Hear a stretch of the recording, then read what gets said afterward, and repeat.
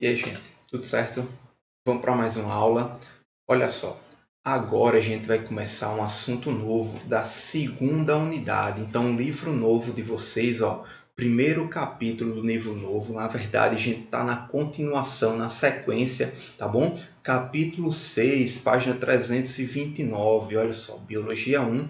Nós vamos falar agora sobre o metabolismo e controle hormonal dos carboidratos. A gente, na aula passada, falou sobre o que é um carboidrato, né? Como é que ele se organiza e tal, como é que está dividido, como a gente classifica. Agora a gente vai falar como é que o nosso corpo controla o metabolismo dos carboidratos, tá bom? Olha só, vem cá. A gente sabe que o carboidrato, né? A principal fonte de carboidrato a gente tem nos vegetais, não é? Nas frutas que tem, são frutas doces, tem glicose, né? Macarrão, massa, pão, batata, tá? Então, esses alimentos eles são ricos em carboidratos. Por quê? Porque principalmente os vegetais, né? Os vegetais são as principais fontes de carboidratos, eles armazenam muitos polissacarídeos. Lembram dos polissacarídeos? Nós falamos do amido na aula passada, né? É um polissacarídeo que é armazenado pelos vegetais, tá bom? Então, quando a gente se alimenta desse vegetal, por exemplo, quando a gente come um pão bem gostoso, né? Um sanduíche, um hamburgão, um x-tudo, né? Um dogão, assim, uma parada bem massa, a gente está comendo massa, a gente está comendo trigo, é vegetal, né? Então aquele trigo tem bastante amido armazenado. Então o nosso corpo vai quebrar esse amido, tá bom? Então, para fazer essa quebra até chegar em glicose, que a glicose é a fonte de energia para o nosso organismo. Mas se a gente ingerir carboidrato em excesso, a gente não vai conseguir fazer esse metabolismo direitinho para quebrar esse polissacarídeo, tá?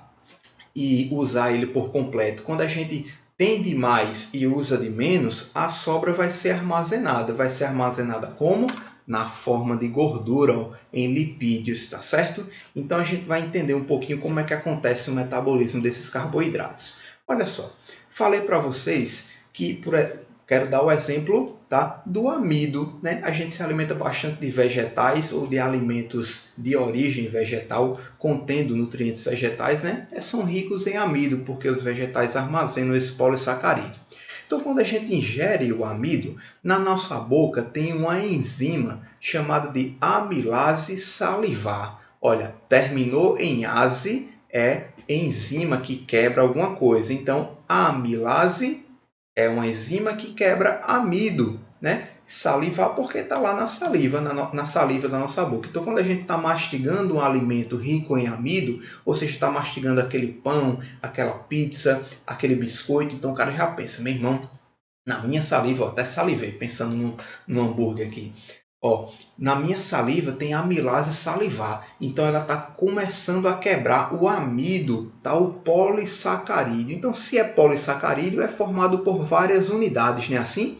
Então, vai quebrando esse polissacarídeos em disacarídeos, em duas unidades. Ó. Essas duas unidades são chamadas maltose. Tá? A maltose são duas unidades de glicose. Então, todo o amido é um polissacarídeo formado por várias unidades de glicose. Beleza? Então, a digestão do amido se inicia na boca pela amilase salivar e vai continuar a digestão da amilase salivar porque ela é deglutida ou deglutinada juntamente com o bolo alimentar até o estômago, tá bom? Aí, quando o alimento, o amido, chegar lá no intestino, tá? Aí a gente tem tanto a amilase pancreática e também a maltase. Vamos devagar, peraí. Ó, muito nome, né? Mas a gente está falando da digestão, né, dos carboidratos. Mesmo nome, ó, amilase, enzima que quebra amido, só que agora é pancreática, não é mais salivar. Por quê? Porque é produzido no pâncreas. A gente vai conhecer já já esse camarada. Né? Então, ó, a amilase pancreática continua quebrando o polissacarídeo de amido, né, em dímeros ou disacarídeos de maltose, e tem uma enzima, ó, chamada de maltase. Agora é uma enzima que quebra a maltose né? Se eu tenho disacarídeos, eu preciso quebrar essa maltose em glicose e glicose, porque o nosso organismo vai utilizar o monossacarídeo, né? Vai utilizar apenas a glicose como, tá? Como reserva de energia. E eu tenho só maltose? Não, eu também tenho aqueles outros disacarídeos, ó, a sacarose e a lactose. Quem é que vai quebrar a sacarose? Sacarase. Quem vai quebrar a lactose? Lactase. Beleza? Tem uma tarefinha de casa para vocês. Quero discutir no nosso encontro Tira Dúvida sobre dois detalhes. A doença celíaca e a intolerância à lactose, tá? Mais ou menos relacionada com isso aqui. Então dá uma lida, pesquisa sobre isso que a gente vai conversar no nosso Tira Dúvida, certo?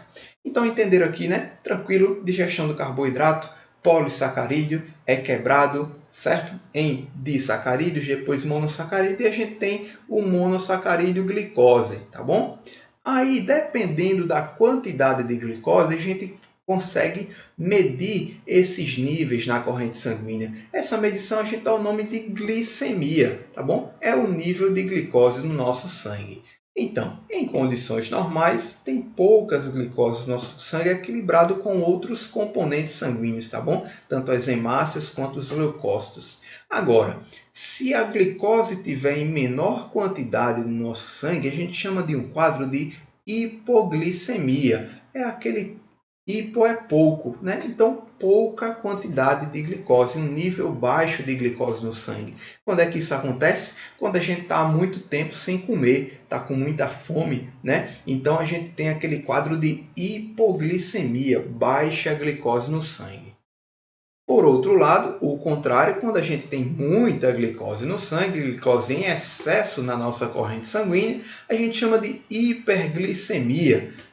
Quando é que acontece? Quando a gente come aquele bolo de chocolate bem gostoso, né? Cheio de açúcar, né? Quando a gente come aquele pão doce, né? Aquela coisa assim maravilhosa, né? Eu sei que vocês estão assistindo essa aula, tomou um café de pão assim, com certeza vocês estão com uma hiperglicemia. Porque preste atenção, será que a gente só vai ter nível de açúcar quando a gente comer aquela coisa doce, né? Aquele chocolate?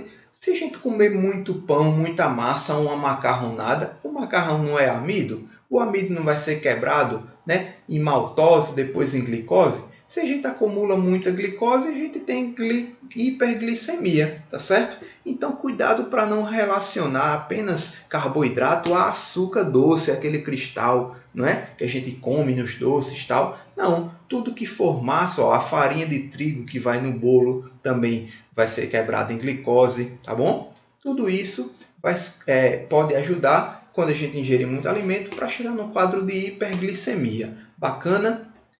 Vamos falar agora do controle hormonal da digestão dos carboidratos? Estou falando de hormônio. Ó. A gente vai conhecer agora dois hormônios que são substâncias do nosso corpo, né, que controlam as reações químicas, controlam, né, os níveis, nesse caso, de glicose no nosso sangue. Então a gente tem dois hormônios que são produzidos pelo pâncreas. Ó. O pâncreas é uma glândulazinha que fica por trás do nosso estômago, na região abdominal, certo? Então o pâncreas produz dois hormônios, a insulina e o glucagon. A insulina, olha, ela está responsável por estimular o armazenamento de glicose, tá? Que está no sangue para formar uma outra molécula chamada de glicogênio. A gente já ouviu falar de glicogênio na aula passada. É um polissacarídeo de armazenamento. Esse armazenamento agora é nos seres humanos, tá bom? Então, estamos falando de polissacarídeo de armazenamento, ou seja, muitas glicoses unidas, juntas, guardadas, tá? Então, a insulina estimula o corpo para a gente guardar glicose, formar glicogênio. A gente guarda a glicose unida na forma de glicogênio. Dá uma lembrada na aula passada que eu falei direitinho o porquê disso. Tem a ver com a solubilidade em água e tal. Mas tenho certeza que você lembra. Você é demais. Ao contrário da insulina, a gente tem outro hormônio, ó, que é o glucagon. O glucagon, ele estimula a quebra do glicogênio. Então pensa comigo aqui. Se a gente se alimentou, tem muita glicose no sangue, o que é que vai acontecer? O pâncreas secreta insulina para estimular para guardar, para estimular o armazenamento, tá, de glicose na forma de glicogênio. Se a gente está com fome, por outro lado, se a gente está muito tempo sem comer, o nosso pâncreas vai secretar o glucagon. Esse glucagon vai estimular a quebra do glicogênio em várias moléculas de glicose. E assim a gente vai ter a energia vinda do metabolismo da glicose, beleza? Olha só, o pâncreas é aquela glândula, ele é formado por diferentes células. Ó. A gente tem aqui ó, as células alfa, as células beta e as células delta. São letrinhas que para diferenciar essas células, tá? Ó, as células alfa, que mais periféricas, em amarelo aqui sinalizado, elas são as células responsáveis pela produção de glucagon, enquanto que as células mais internas, mais aqui amarronzadas, alaranjadas, elas são as células responsáveis pela produção de insulina, tá bom? A gente tem uns vasos sanguíneos aqui, ó, que essas células vão secretar os hormônios na corrente sanguínea e a corrente sanguínea vai passar por todo o corpo, não é? E vai ter o controle do metabolismo da glicose, tá bom? Então, essas regiões aqui ó, são chamadas de ilhota de Langerhans. Langerhans é o camarada que estudou o pâncreas, que identificou esses tipos celulares, né, e tal. Então, a gente vê aqui uma ilhota de Langerhans. É uma parte do pâncreas onde tem as suas células específicas de acordo com a produção de insulina e glucagon. Beleza? Vamos para frente. Olha como é que acontece. Estava explicando, mas você entendeu. Vamos fortalecer isso aqui? Ó, quando a gente se alimenta, né, a gente tem uma alta taxa de glicose no nosso sangue, tem uma hiperglicemia. Então, essa hiperglicemia ela vai estimular as células beta. Olha. Então, quando a célula beta ela identifica que tem muita glicose na corrente sanguínea, ela vai fazer o quê? Produzir insulina. Lembra? A célula beta produz insulina lá no pâncreas. Enquanto que essa hiperglicemia vai inibir a célula alfa. Por que inibe célula alfa? Porque célula alfa é responsável por produzir glucagon, né? Mas a gente não precisa de glucagon agora, certo? A gente precisa de insulina para guardar a glicose na forma de glicogênio. E olha, o glicogênio ele é guardado lá no nosso fígado, certo? Então, ó, a insulina vai estimular as células do fígado, tá? Em armazenar glicogênio, tá bom? Então, quando a gente está saciado, né? Tá toda a glicose armazenada e está lá guardadinho. Só que depois de um tempo que a gente comeu, tal, aí bate aquela fome. Então, o que é que vai acontecer? Nosso organismo vai entender que a gente está precisando de energia, aí vai mandar a informação lá no pâncreas. Ó. Agora, a baixa taxa de glicose, ou seja, a hipoglicemia, né, vai estimular agora as células alfa, as produtoras de glucagon. E o que é que o glucagon faz? Ó, vai estimular a quebra do glicogênio para liberar a glicose na nossa corrente sanguínea. E assim a gente tem a matéria-prima, a fonte primária de fornecimento de energia, tá bom? Então, a gente tem esse ciclo aí na alimentação. Entende isso aí que é tranquilo, é facinho, beleza? Vamos para frente, ó. Como é que acontece? Como é bonito esse mecanismo da glicose. Vê só, a gente tem aqui a insulina e nas células do nosso corpo, porque a célula precisa de... É a célula que precisa da energia para funcionar, né? As células do nosso corpo. Então, a insulina vai se ligar num receptor específico na membrana celular, tá bom? Esse receptor de insulina faz com que se abra o canal transportador de glicose.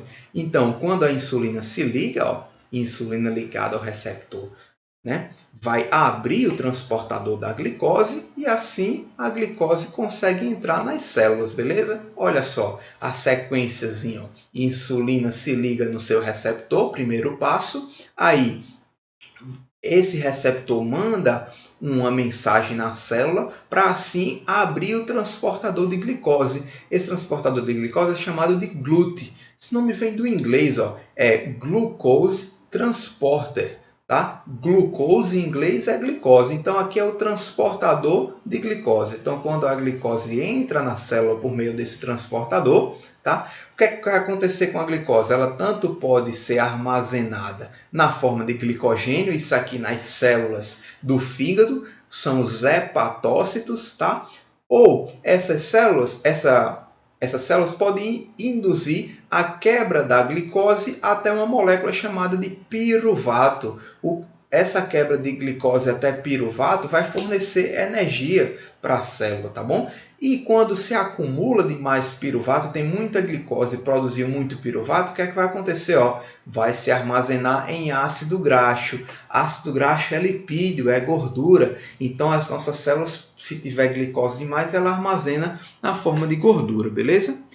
Gente, e quando a gente fala em alguma deficiência, em alguma dificuldade em metabolizar essa glicose, a gente chega naquele quadro que a gente conhece como diabetes. A diabetes é uma doença quando o indivíduo ele não consegue metabolizar a insulina, a glicose, tá? Então a gente tem dois tipos de diabetes. Alguns classificam como 3. Nós vamos apresentar os 3 aqui, mas a diabetes mellitus, que é a deficiência no metabolismo da glicose, a gente tem 2 tipos. Olha só. A diabetes do tipo 1, ela tem uma deficiência nas células do pâncreas, mais precisamente, né, nas células beta. O pâncreas ele não consegue produzir a insulina. Tá? As células pancreáticas elas são defeituosas. Então, se não produz a insulina, lembra daquela sequência de sinal? Para a glicose entrar na célula, precisa que a insulina se ligue no receptor. Não é assim? Então, se as células do pâncreas não produzem insulina, consequentemente não há essa ligação e não há o estímulo para a abertura do transportador de glicose. Então, a glicose não entra na célula, tá bom? Essa é a diabetes do tipo 1, deficiência nas células pancreáticas. A diabetes do tipo 2, a célula do pâncreas até produz a insulina, tá bom? Mas só que chega um ponto que o receptor de insulina ele já não reconhece essa insulina, tá? O receptor ele tem uma certa deficiência, tá? Então, quando o receptor não reconhece a insulina, não tem a mensagem para o transportador de glicose, Então a glicose não consegue entrar na célula. Todo o processo fica defeituoso. Tá bom? Então, diabetes tipo 1, defeito nas células beta, e diabetes tipo 2, deficiência no receptor de insulina, certo? E a gente tem um terceiro tipo de diabetes, que é a diabetes gestacional. Olha só, essa diabetes gestacional é um distúrbio de tolerância à glicose durante a gravidez, obviamente. Na gravidez, os hormônios produzidos durante a gravidez, por exemplo, o estrogênio, a progesterona, o HCG, HPL, tá? Todos esses hormônios relacionados à gravidez, eles têm um efeito anti-insulina. Como assim? Anti-insulina bloqueia a ação da insulina. Se bloqueia a ação da insulina, acumula glicose no sangue, tá bom? Então, leva assim o indivíduo a ter essa resistência à insulina, porque bloqueia a insulina, tá bom? Então, esses quadros aqui, por exemplo, de diabetes do tipo 1, tá bom? Se o indivíduo não produz insulina, então ele precisa receber aquelas doses, aquelas injeções de insulinas diárias, tá? Por isso que a pessoa recebe insulina, para conseguir absorver essa glicose, tá bom? Indivíduo diabético tipo 2, ele tem que se alimentar, tá bom? Constantemente, porque já que as células, ou ele tem que buscar uma alimentação balanceada, porque já que as células não conseguem metabolizar a glicose, não conseguem absorver a glicose, ele tem que obter energia por outros métodos, tá bom? Então ele tem que ter uma alimentação balanceada, porque senão a glicose vai se acumular do lado de fora da célula, no vaso sanguíneo, certo? Então, gente, essa é a nossa aula, tá bom? De metabolismo de carboidrato. Deixo para vocês a atividadezinha lá no nosso livro didático, tá bom? Para a gente praticar isso aí nas páginas 332 a 335. Tá bom, gente? Então, deixo vocês estudando aí e a gente se vê no nosso encontro de Tira Dúvida, tá bom? Grande abraço e até a próxima. Tchau, tchau.